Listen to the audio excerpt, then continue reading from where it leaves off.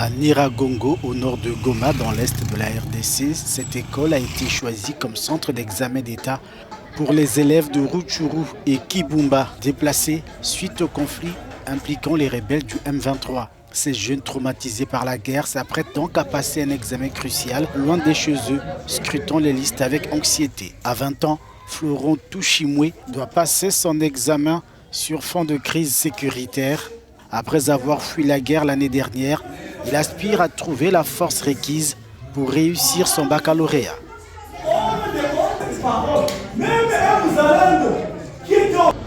Je dois faire l'examen ici parce que là, à Kibumba, la guerre est tellement grave.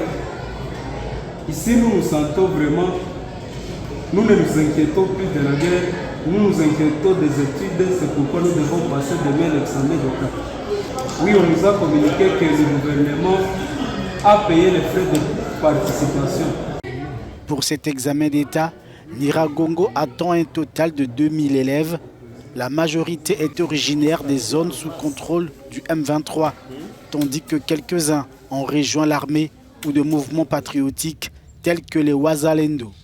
Les autorités locales assurent que toutes les mesures ont été prises pour le bon déroulement des épreuves. Nous sommes autour de 2000. Après le checking, l'inspecteur chef de pôle qui gère les fichiers m'a dit que voilà, il y a certains élèves qui ont abandonné, mais aussi d'autres qui ont intégré le groupe Wazalendo. Ils ont jugé bien de servir le pays sous les drapeaux. C'est aussi un choix. On ne peut pas les condamner pour ça. La société civile et d'autres groupes de pression appellent à la tenue des examens, même dans les zones sous occupation rebelle, telles que Massissi et Rutshuru.